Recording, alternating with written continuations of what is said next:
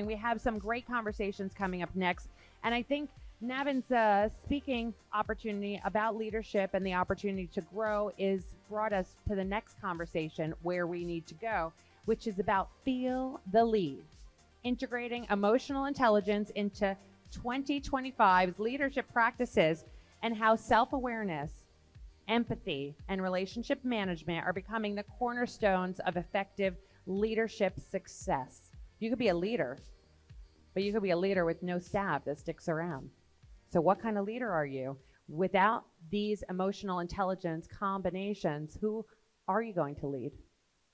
Just somebody else that you'll see for a minute? So let's explore this further, and welcome to the stage our moderator, Obi Abuchi, CEO of Core Leaders International. Whoop, whoop, getting you up on stage again. Amazing. The king of emotional intelligence leadership. Love to have you up here. I'm going to invite you and your panelists to come and join us. Betty Gervasini, the founder and CEO, HR Forte Systems. Brian Monpetit, the Chief Growth Officer and Partner at 360 Smart Lingo. And Emily Meadimi, the independent consultant. You're going to correct me when you get up here because, you know, I'm doing my best, but 3 days of reading, my eyes are going cockeyed. So give me a little bit of gratitude. Come on, sit down, join the party, and let's talk about the good stuff. What do you say, Obi? Bring it on. Take it away with emotional intelligence. All right, good afternoon, everyone.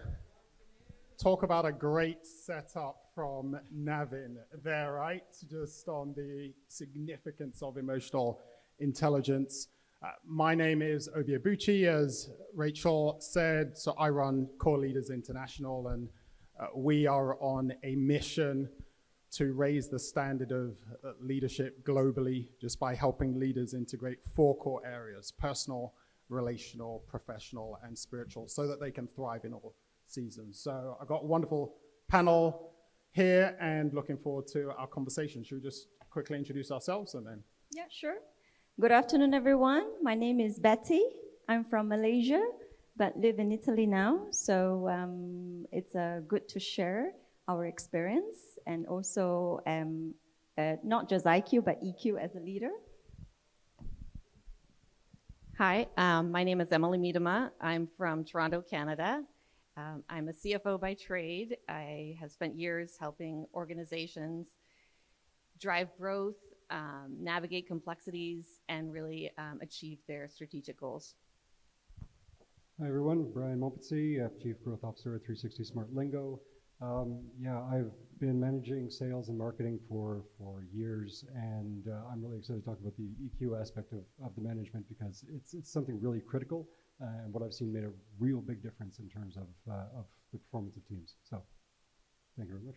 Cool. Well, let's go straight into it, because as we said, Navin set us up nicely by saying that EQ is one of the, if not the top indicator of success. So where in your journey did you first realize the significance, your leadership journey in particular, did you first realize the significance of EQ? Do you want to start? Sure. Yeah, I'll definitely hop in. Ironically, it was when I was not a leader. Obviously, we were talking about journey, but it was when I was first starting out. I was actually in development, and I was, doing my coding every day, doing just the random developer stuff. And I was going through something personal at the time, and my manager came over, and he just dug into me. Like he really just gave it to me. Performance wasn't there. You're not meeting your deadlines. He just laid it right out. And that demolished me. It didn't make me want to work more. It didn't make me want to perform. I just wanted to curl up and kind of hide away. It's actually when his colleague, the manager of another department, came over and talked to him and asked him, well, do you know what's wrong? Like why he's not meeting these goals, why he's not performing?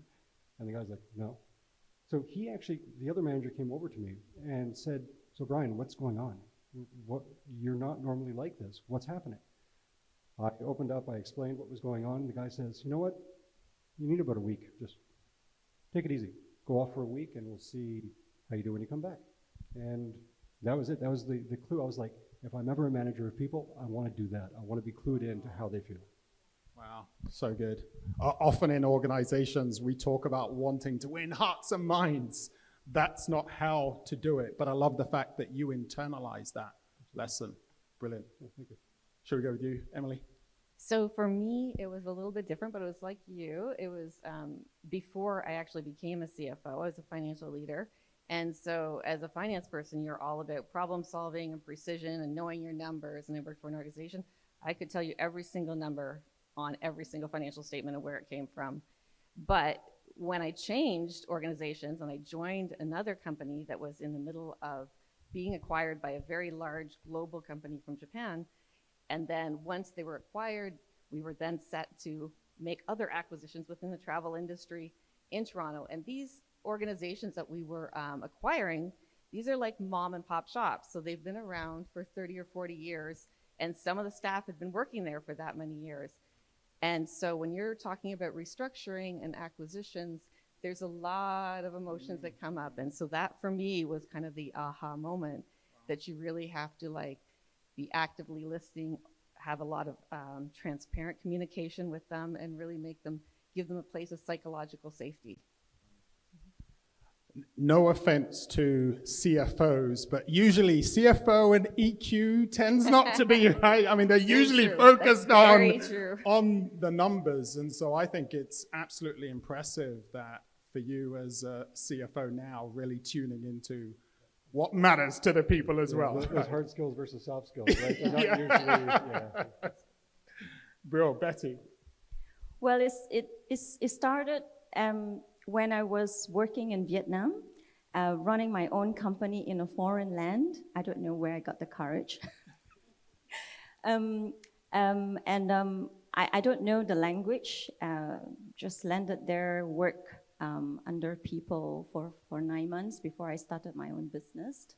And of course, you as a foreigner, I was doing my corporate services, to foreign investors who come and invest in Vietnam.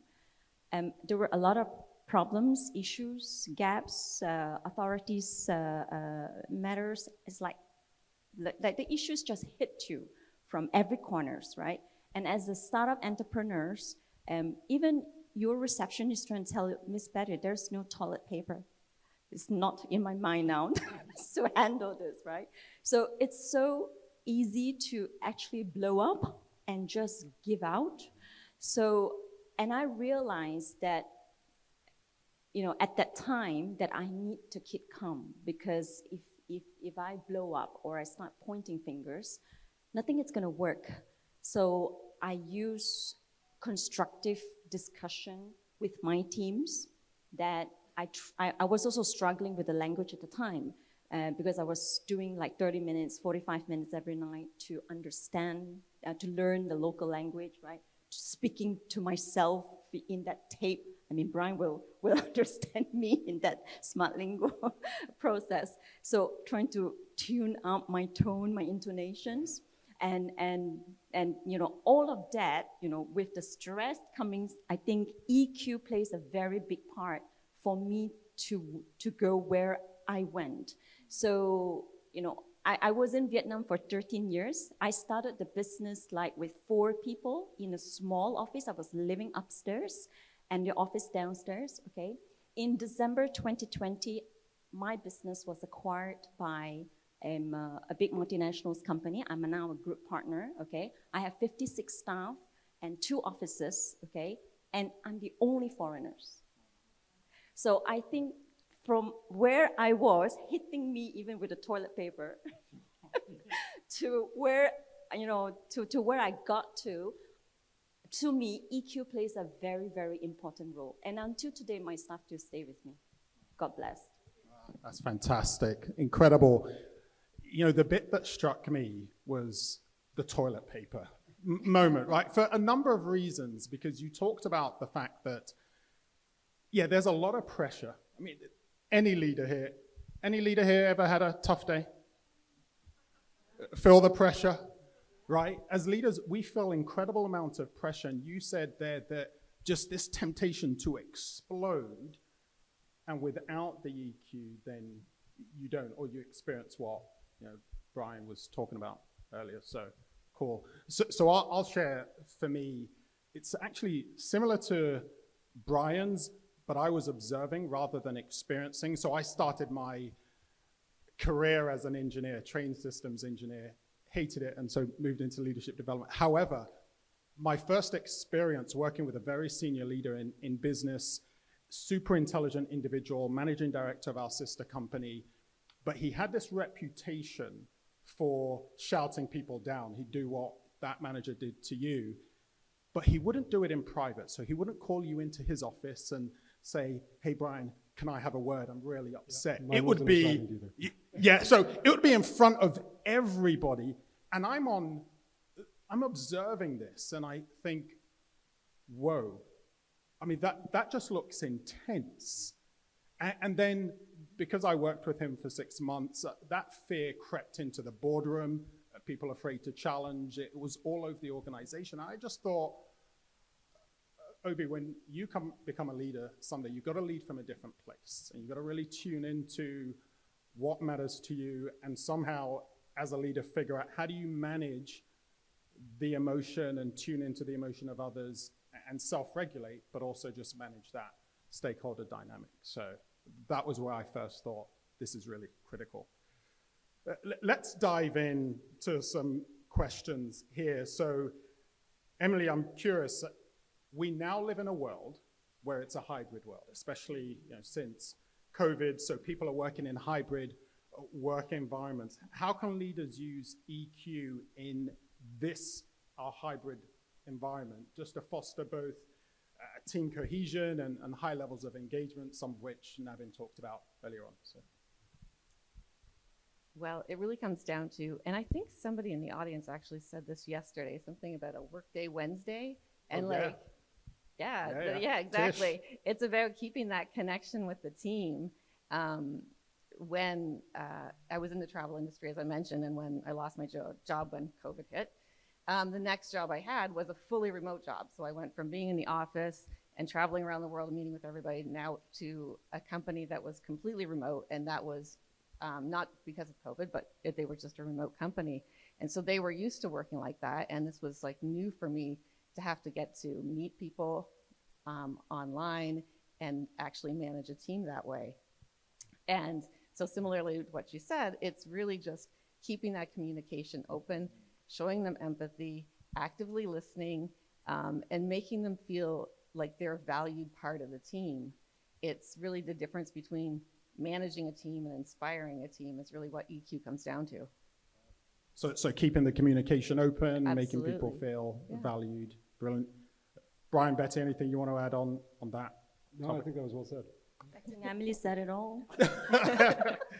All right, well, let's go to, again, we're here in Dubai and Dubai, multicultural. We've heard about cultural intelligence. So, Betty, you moved to a country, had no clue about the language, about the culture. Talk about the intersectionality between emotional intelligence and cultural intelligence and the importance of that overlap.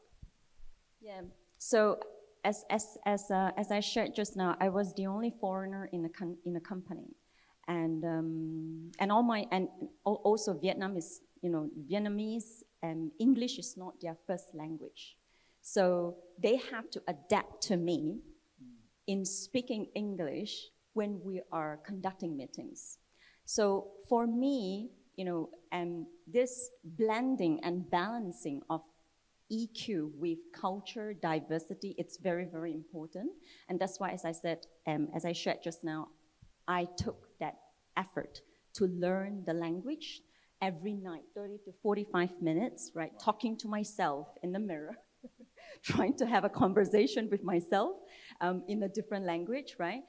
Going to the market. So in about 6 to 8 months, I actually could speak Vietnamese. And within a year, I learned how to read and also write, of course, without the intonation. With that effort and with that calm mindset, with the mindset that I need to integrate, I need to have a constructive discussion or a constructive relationship with my team, to foster that positive environment. I think that is important. And at the end of the day, after a year, so that I have to admit, not within the first year, after a year, we were conducting meetings in Vietnamese. And I could see the difference in my team, how much they contribute in the meeting. I'm sure most of the, some people here, maybe in this room, you resonate me that maybe you are the expats in the company. And you have local staff, right? Whom maybe their first language is not English. But because you are the meeting and you are in the meeting and you are the leader, you want your staff to be speaking your language, right? And they will be listening more than talking. And you will be doing the talking. But is that the direction that you want? So when my weekly meetings or monthly meetings were conducted in Vietnamese, I could feel I was talking less. My team was talking more. They were giving me more constructive solutions. And I was like, wow, actually they know something. They do know things more than I do. I should have done this earlier. So, and I never looked back. From there, I never looked back. All the meetings were conducted in local languages, and also it briefs up, it let me practice listening, increase my vocabulary as well. I know language learning is not an everybody's skill, but, I think putting an effort, and the local team knows that you're putting an effort to be part of them. They will also make an effort to be supportive, to be helping you. And that's why I say, like what Navin said correctly, right? If you, have like coaching and I think nowadays EQ leadership is not just about, a soft skill, but I think it's a must-have to have that positive, constructive working environment. Brilliant. Love that. And what I'm hearing you say isn't just that we've got to go on to Duolingo after this and pick up a new language, but what I'm hearing you say is, the way I read it, is the importance of really understanding the world of your people. And a big part of that is understanding the language. How do they see things? And therefore, what might they be feeling? And that then allows you to really connect with them and bring out the best in them as well. Yes, like what Emily shared just now, like, connecting with the people. I think that's important because not just about language. Like, for me, when I was in Vietnam, the local team, they like karaoke. Not to say that I like to sing or my singing is good, but I go with them, like. The karaoke. You're a team, you enjoy it yourself and you enjoy it together with them. And they feel that my boss is, putting herself at my level. And they feel you. So that is where you get their support. That's where you get their trust. And when you have that, it's priceless. They won't go anywhere. Another company may offer them 25% more. That's staff retention. Wow, that's cool. Brian, you want to add something to this? Yeah, well, I think, yes, you're right on, spot on, I love it.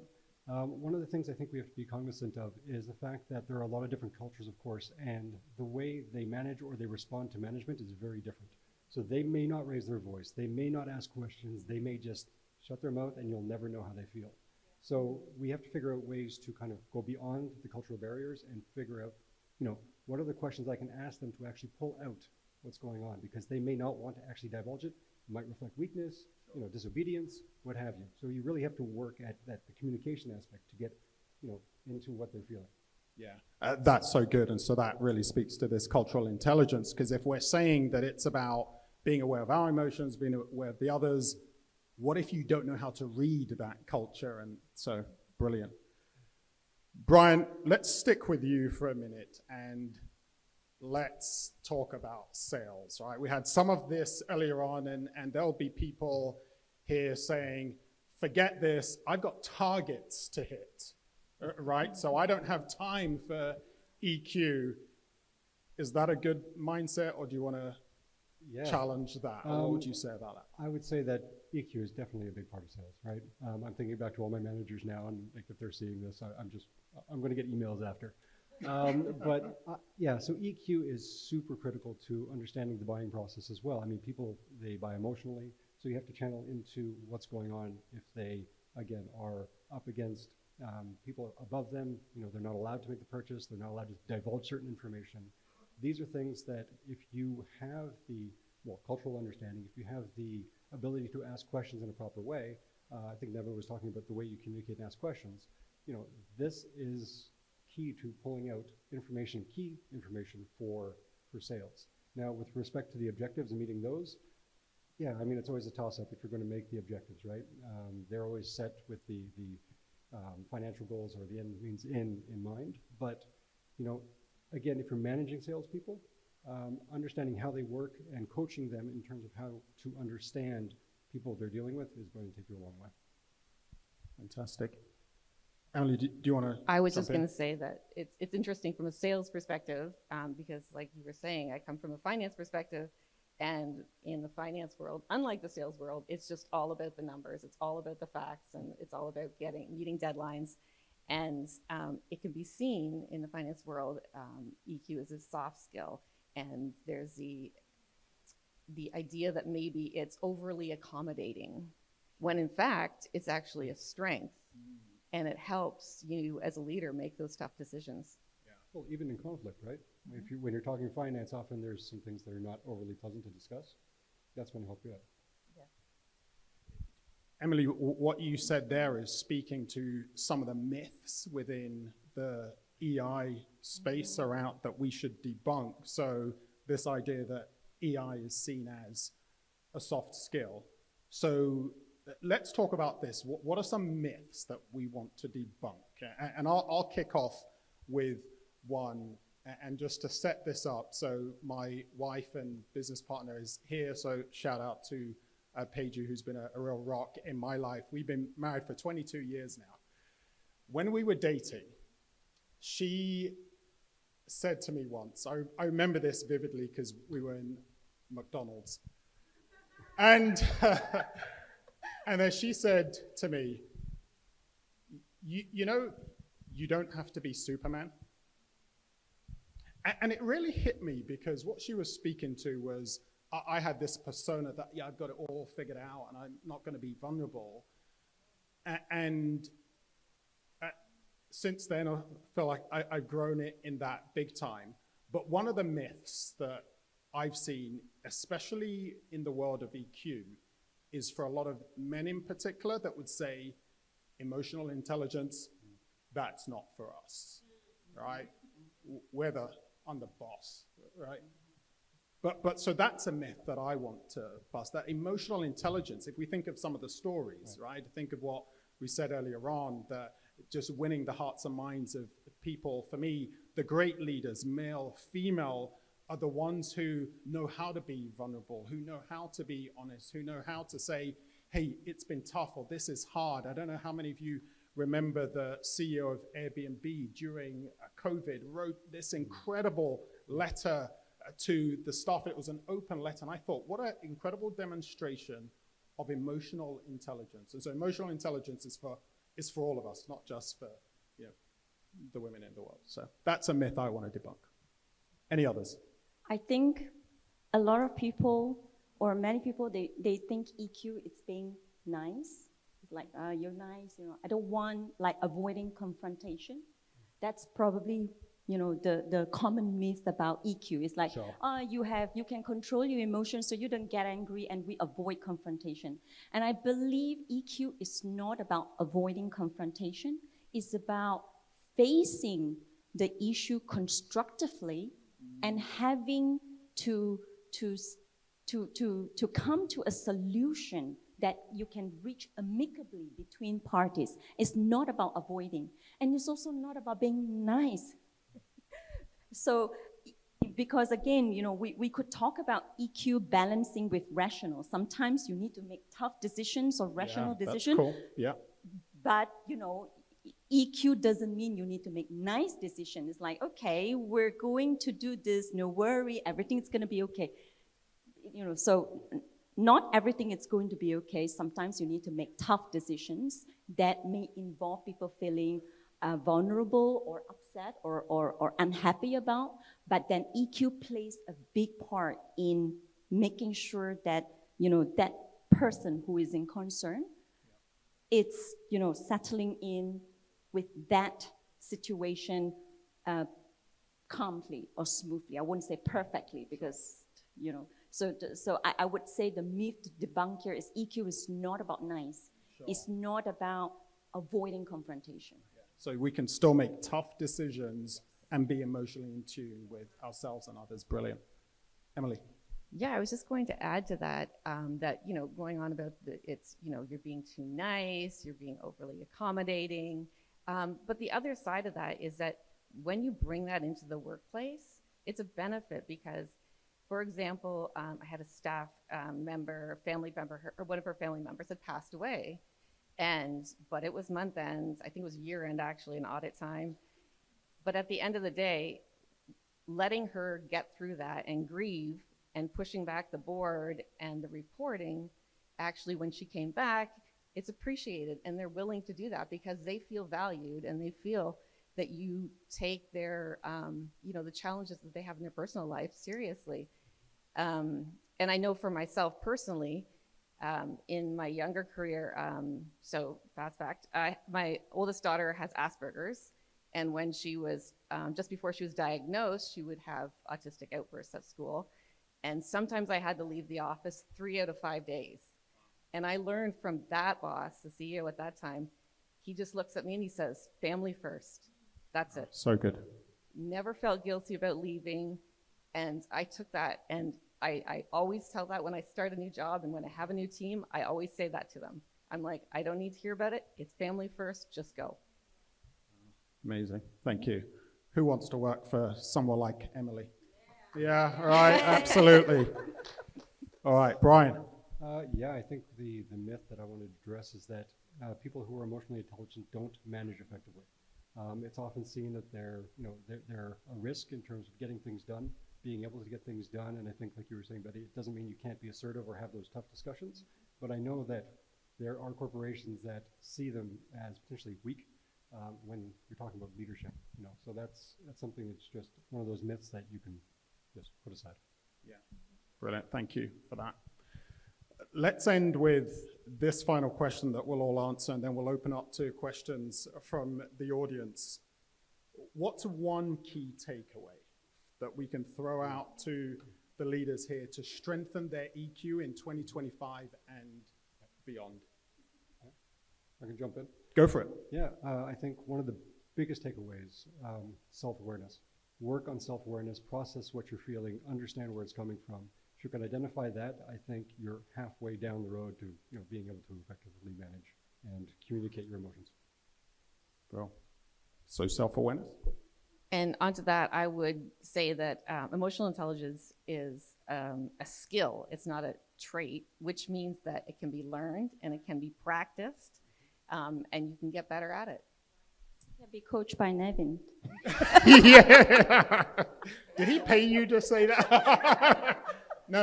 Hey, we're all just abundance here. Go for it.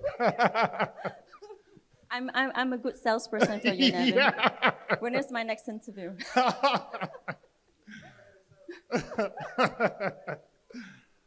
And I think for me, I would like to add to what Brian and Emily says about, I think self-awareness, it's important. Social and also leading with empathy. I would say, I think, as I said, EQ is not just a good to have skill. I think it's a must to have skill now with the globalization, with technology, with AI, with people working remotely. It's not an option anymore for us to say that, okay, I'm just going to lead by giving you instructions and I expect you to perform. I think that, upcoming future, in our coming near future with robots, with AI, with technology, with globalization, with people working remotely, I think it is so important to have an EQ because you have your team that is not working at 9 to 5. The traditional work environment is no longer there. So the leader itself that has EQ, you embrace EQ and you can cultivate that positive working environment. And as I said, that is staff retention. You save a lot of money on recruitment. So good. So good. For me, my key takeaway, I write about this in my book, Leading from Your Core.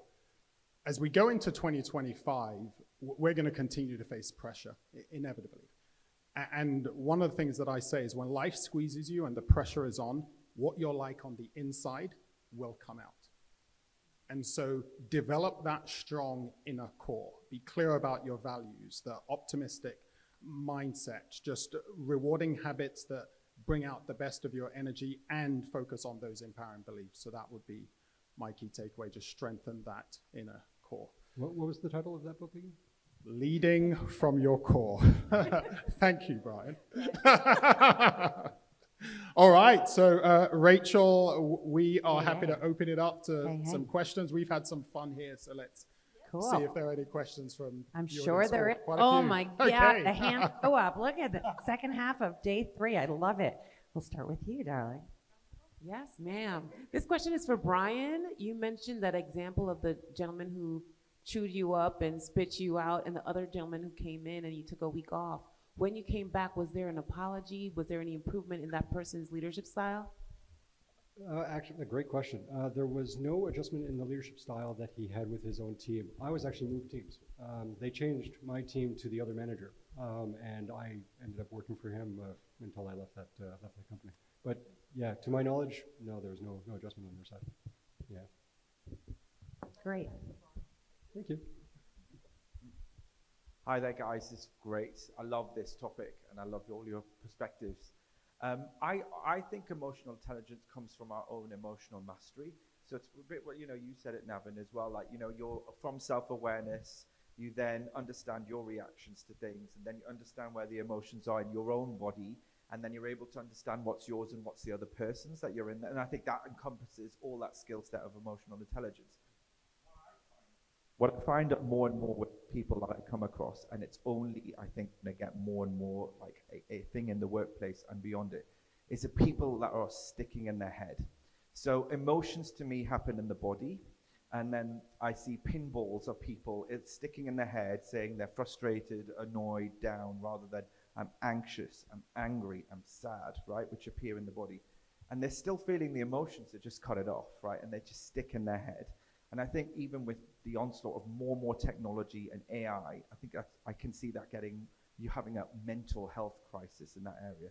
I just want to get your perspectives on how we, as emotionally intelligent leaders, can help with that, because I think it's going to become more and more and more prevalent in our workplaces.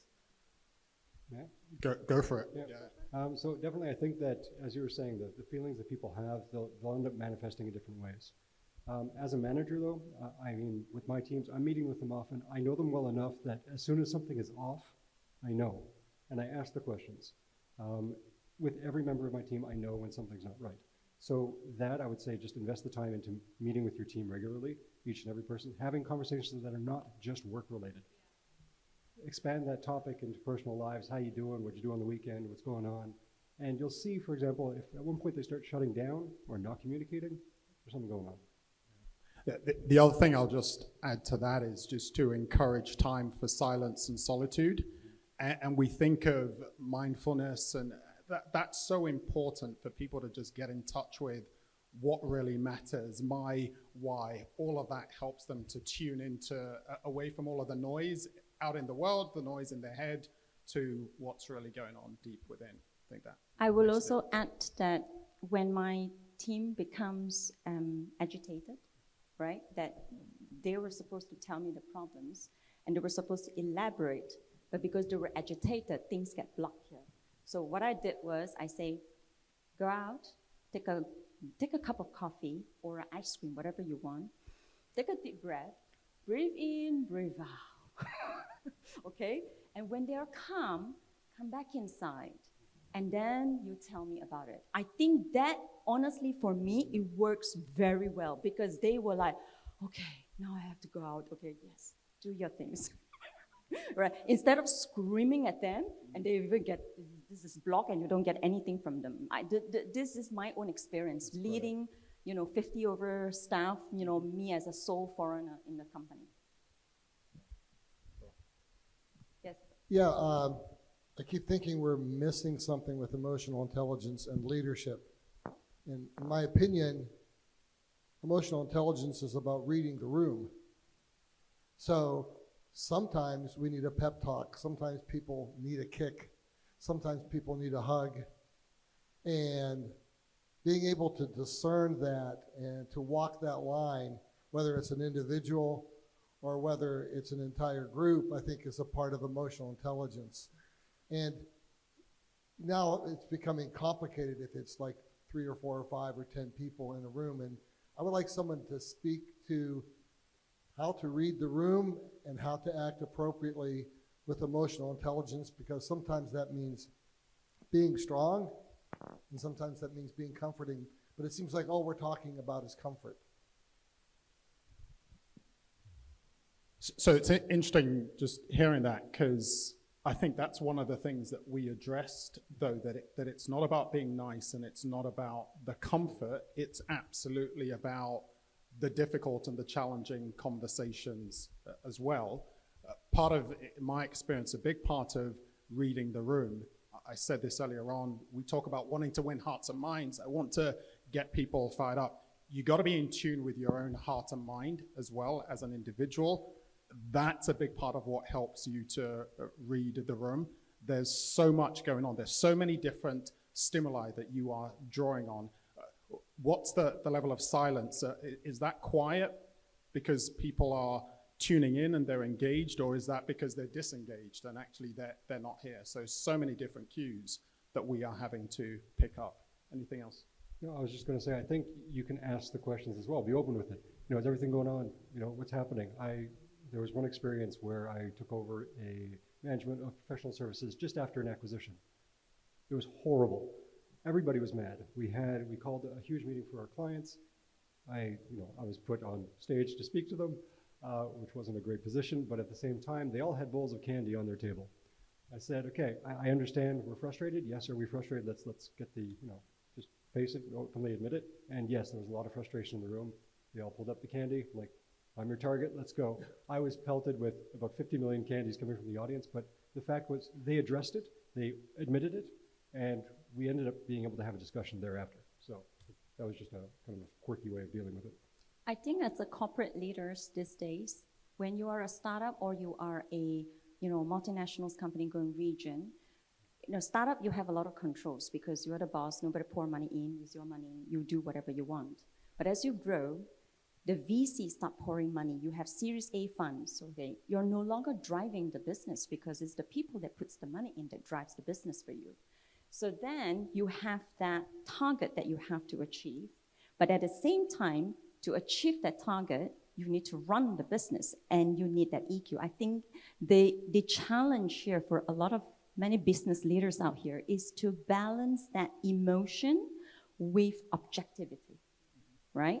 We still need, like what Gary said, we still need to make that, that decisions because we have target to report to the investors. We have balance sheet and P&L, to report to the board of management, okay?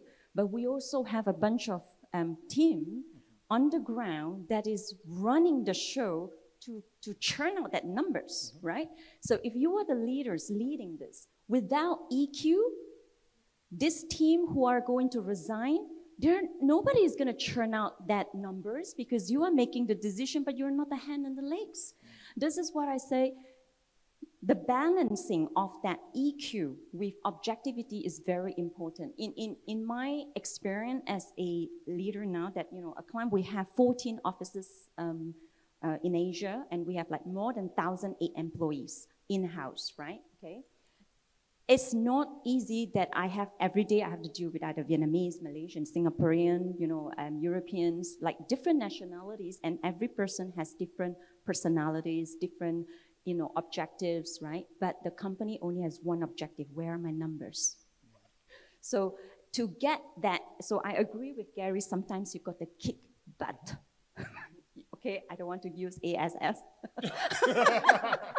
Right? We have to KA, right? So in this case, right? Okay, yes, I need to kick somebody butt sometimes, but I use my EQ to do that because I can start screaming and shouting. I may not get the result I want, but if I use in a way that, like asking more questions and get them to answer. So the solution comes from them, not from me, not from my instructing them what to do. And I feel that always works, and it also works with my kids. Super, thank you so much. Just to follow on from the last statement about this with your kids, Betty, I was going to ask a question. The ladies on stage, sometimes you can feel draining, and just wanted to hear about how you get your needs met. Because as a leader, you're feeling the room and you're asking the questions, making sure everyone's balanced and happy and content. Who does that for you? So how do you get your needs met? How do you keep your emotional intelligence for yourselves? And how do you not feel so drained that you're still able to go home and be emotionally intelligent with the people who matter the most? I can answer that one absolutely, because I actually had the additional challenge of when I got home that one of my daughters is autistic, and Asperger's, if you know anything about them, when they get stuck on a they need your attention right now, and they need to tell you in depth everything about whatever the subject is, whether it's dinosaurs or the solar galaxy, whatever it is. So at the end of the, like you said, at the end of the day, you are just drained, and this is not what you need. For myself, I chose a partner that likes to go to the spa with me, so that's how I take care of myself. But honestly, yeah, it's about balance, and it's about taking care of yourself, putting yourself first. As for me, I have a lot to take on because I used to have all these extra helps and hands when I was in Asia, right? It's the nannies, the grandmother, you name it. Okay. Then the moment I moved to Europe, all this is just, it's like they disappear. Where are you guys, right? Okay, so you ended up. Don't scare anyone that might be thinking about moving to Europe. Perfect, Europe is perfect. So at the end of the day, you play so many hats as a woman, business woman, right?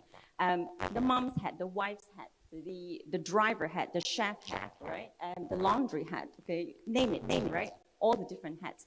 So at the end of the day, I use Pilates to relax myself and my muscle, because Pilates helps me with breathing.